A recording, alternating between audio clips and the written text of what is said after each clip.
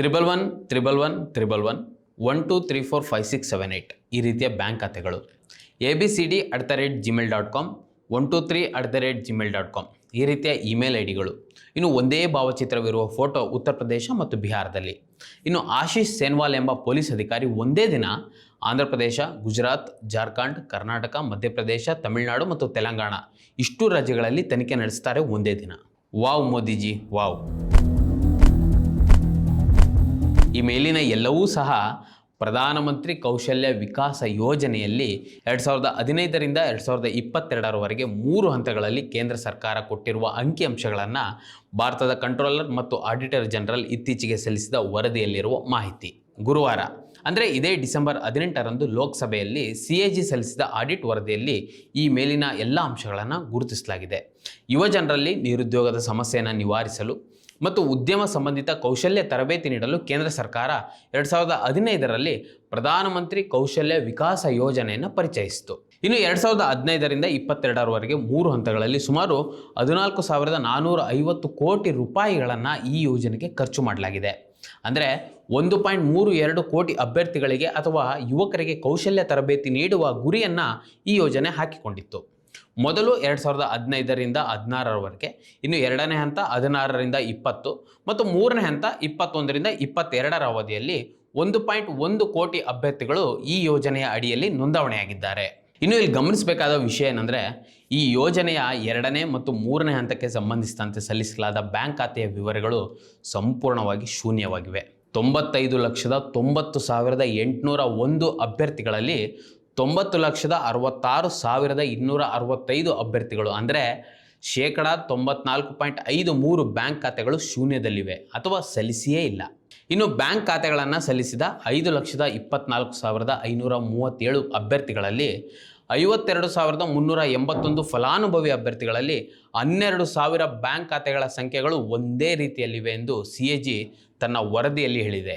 ಇನ್ನು 4,72,156 ವಿಭಿನ್ನ ಖಾತೆಗಳ ಸಂಖ್ಯೆಗಳು, ಉದಾಹರಣೆಗೆ 111111 123456 ಅಥವಾ ಒಂದೇ ಹೆಸರು, ಒಂದೇ ವಿಳಾಸ, ಈ ರೀತಿಯ ತಪ್ಪು ಮಾಹಿತಿಗಳನ್ನ ಕೊಡಲಾಗಿದೆ ಅಂತ CAG ತನ್ನ ವರದಿಯಲ್ಲಿ ಉಲ್ಲೇಖಿಸಿದೆ.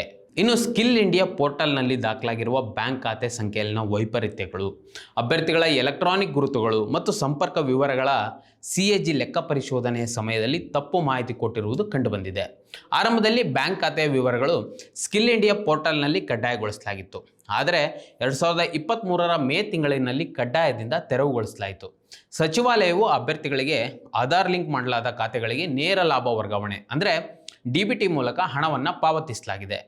ಈ ಯೋಜನೆಯ 2ನೇ ಮತ್ತು 3ನೇ ಹಂತದಲ್ಲಿ 24.53 ಲಕ್ಷ ಮತ್ತು 17.69 ಲಕ್ಷ ಅಭ್ಯರ್ಥಿಗಳಿಗೆ DBT ಮೂಲಕ ಹಣ ಪಾವತಿಸಲಾಗಿದೆ. ಜೊತೆಗೆ ಅಕ್ಟೋಬರ್ 2024ರಲ್ಲಿ 95.91 ಲಕ್ಷ ಅಭ್ಯರ್ಥಿಗಳಲ್ಲಿ 61.14 ಲಕ್ಷ ಜನರಿಗೆ DBT ಮೂಲಕ ಹಣವನ್ನು ಪಾವತಿಸಲಾಗಿದೆ ಎಂದು CAG ತನ್ನ ವರದಿಯಲ್ಲಿ ಉಲ್ಲೇಖಿಸಿದೆ. ಇನ್ನು ಈ ವರದಿಯ ಪ್ರಕಾರ CAG ಆನ್ಲೈನ್ ಮೂಲಕ ಉದ್ಯೋಗಕ್ಕಾಗಿ ಅರ್ಜಿ ಸಲ್ಲಿಸಿದ ಫಲಾನುಭವಿಗಳ ಇಮೇಲ್ಗಳನ್ನು ಗಮನಿಸಿದೆ. ಆ ಇಮೇಲ್ಗಳಲ್ಲಿ 36.51% ಅಂದರೆ 1,581 ಖಾತೆಯ ಇಮೇಲ್ಗಳ ಮಾಹಿತಿಯೇ ತಲುಪಿಲ್ಲ. ಅದರಲ್ಲಿ ಕೇವಲ 3.95% ಇಮೇಲ್ಗಳು ಅಂದರೆ 171 ಖಾತೆಗಳು ಮಾತ್ರ ಪ್ರತಿಕ್ರಿಯೆ ನೀಡಲಾಗಿದೆ. ಸ್ವೀಕರಿಸಿದ 171 ಇಮೇಲ್ ಪ್ರತಿಕ್ರಿಯೆಗಳಲ್ಲಿ 131 ಪ್ರತಿಕ್ರಿಯೆಗಳು ಒಂದೇ ಇಮೇಲ್ ಐಡಿಗೆ ಸೇರಿವೆ ಎಂದು ಗುರುತಿಸಲಾಗಿದೆ. ಇಮೇಲ್ ವಿಳಾಸಗಳು, ಮೊಬೈಲ್ ಸಂಖ್ಯೆಯಲ್ಲಿನ ವ್ಯಾಪಕ ಪುನರಾವರ್ತನೆ ಕಂಡುಬಂದಿದೆ. ಅನೇಕ ಅಭ್ಯರ್ಥಿಗಳು ತಪ್ಪಾದ ಅಥವಾ ಅಪೂರ್ಣ ಇಮೇಲ್ ಸಂಖ್ಯೆಯನ್ನು ಒದಗಿಸಿದ್ದಾರೆ ಎಂದು ವರದಿ ಹೇಳಿದೆ. ಉದಾಹರಣೆಗೆ @gmail.com, abc@gmail.com ಅಥವಾ 123@gmail.com ಈ ರೀತಿಯಲ್ಲಿ. ಇನ್ನು ಪ್ರಧಾನಮಂತ್ರಿ ಕೌಶಲ್ಯ ವಿಕಾಸ ಯೋಜನೆಗೆ ಮೀಸಲಾಗಿದ್ದ ಹಲವಾರು ತರಬೇತಿ ಕೇಂದ್ರಗಳನ್ನು ಮುಚ್ಚಲಾಗಿದೆ ಎಂದು CAG ವರದಿಯಲ್ಲಿ ಬಹಿರಂಗಪಡಿಸಿದೆ. ನೀಲಿಮಾ ಮೂವಿಂಗ್ ಪಿಕ್ಚರ್ಸ್ ಎಂಬ ಕಂಪನಿ ಒಂದೇ ಫೋಟೋವನ್ನು ಬಿಹಾರದಲ್ಲಿ ಮತ್ತು ಉತ್ತರ ಪ್ರದೇಶದಲ್ಲಿ ತರಬೇತಿ ನೀಡಲಾಗಿದೆ ಎಂದು ಮಾಹಿತಿ ಕೊಟ್ಟಿದೆ. ಅದೇ ರೀತಿ ಮಹಾರಾಷ್ಟ್ರದಲ್ಲಿ ಮತ್ತು ರಾಜಸ್ಥಾನದಲ್ಲಿಯೂ 2 ಅಭ್ಯರ್ಥಿಗಳಿಗೆ ತರಬೇತಿ ನೀಡಲಾಗಿದೆ. ಅದೇ 2 ಅಭ್ಯರ್ಥಿಗಳು 2 ರಾಷ್ಟ್ರದಲ್ಲಿ ಇದ್ದಾರೆ ಎಂಬುದು ವರದಿಯಲ್ಲಿದೆ. ಇನ್ನು CAGಯ ಲೆಕ್ಕ ಪರಿಶೋಧನೆಯು ಯೋಜನೆಯ ಹಲವಾರು ತರಬೇತಿ ಕೇಂದ್ರಗಳನ್ನು ಮುಚ್ಚಲಾಗಿದೆ ಎಂದು ಕಂಡುಹಿಡಿದಿದೆ. ಉದ್ಯೋಗಕ್ಕೆ ಅರ್ಹರಲ್ಲದ ಅಭ್ಯರ್ಥಿಗಳಿಂದ ಕೌಶಲ್ಯ ಪ್ರಮಾಣೀಕರಣದ ಪತ್ರಗಳನ್ನು ಪಡೆಯಲಾಗಿದೆ ಎಂದು CAG ತನ್ನ ವರದಿಯಲ್ಲಿ ಹೇಳಿದೆ. ಯೋಜನೆಯ ಹಲವಾರು ಲೋಪಗಳನ್ನು CAG ಗುರುತಿಸಿದೆ. ಪ್ರಧಾನಿ ನರೇಂದ್ರ ಮೋದಿ 2015ರಲ್ಲಿ ಯುವಕರ ಉದ್ಯೋಗಕ್ಕಾಗಿ ಮತ್ತು ಯುವ ಉದ್ಯಮಗಳಿಗೆ ಸ್ಥಾಪಿಸಿದ PMKVY ಅಂದರೆ ಪ್ರಧಾನಮಂತ್ರಿ ಕೌಶಲ್ಯ ವಿಕಾಸ್ ಯೋಜನೆಯಲ್ಲಿ ಹಲವಾರು ಲೋಪಗಳು ಈಗ ಜಗಜ್ಜಾಹೀರಾಗಿವೆ. ಉದ್ಯೋಗ ಕೊಡಿಸುವ ಅಥವಾ ಉದ್ಯಮಿಗಳನ್ನು ತಯಾರಿಸುವ ಸಂಸ್ಥೆಯು ತಪ್ಪು ಮಾಹಿತಿಗಳನ್ನು ಕೊಟ್ಟಿರುವುದು CAG ಬಹಿರಂಗಪಡಿಸಿದೆ. ವೀಕ್ಷಕರೇ, ಕೆಳಗಡೆ ಕಾಣ್ತಿರುವ ಡಿಸ್ಕ್ರಿಪ್ಷನ್ ಬಾಕ್ಸ್ನಲ್ಲಿ ವರದಿಯ ಲಿಂಕನ್ನು ಹಾಕಿರ್ತೇವೆ, ನೀವು ಸಹ ಗಮನಿಸ್ಬೋದು. ಉದ್ಯೋಗ ಕೊಡಿಸುವ ಅಥವಾ ಉದ್ಯಮಿಗಳನ್ನು ತಯಾರಿಸುವ ಕೇಂದ್ರ ಸರ್ಕಾರದ ಯೋಜನೆಯೇ ಹೀಗೆ ಸುಳ್ಳುಗಳ ಮೂಲಕ ಜನರ ಮುಂದೆ ಬೆತ್ತಲಾಗಿದೆ. ವಾವ್ ಮೋದಿಜಿ ವಾವ್, ನೀವೇ ತಂದ ಯೋಜನೆಯ ಮಾಹಿತಿಗಳು ಇವೆಲ್ಲವೂ.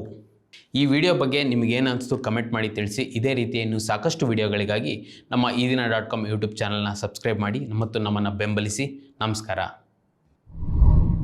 ಮತ್ತಷ್ಟು ವಿಶೇಷ ವಿಡಿಯೋಗಳನ್ನು ನೋಡಲು ಮತ್ತು ಹೊಸ ವಿಡಿಯೋಗಳ ಬಗ್ಗೆ ತಿಳಿಯಲು eedina.com ಯೂಟ್ಯೂಬ್ ಚಾನೆಲ್ ಸಬ್ಸ್ಕ್ರೈಬ್ ಮಾಡಿ ಮತ್ತು ಬೆಲ್ ಐಕಾನ್ ಕ್ಲಿಕ್ ಮಾಡಿ.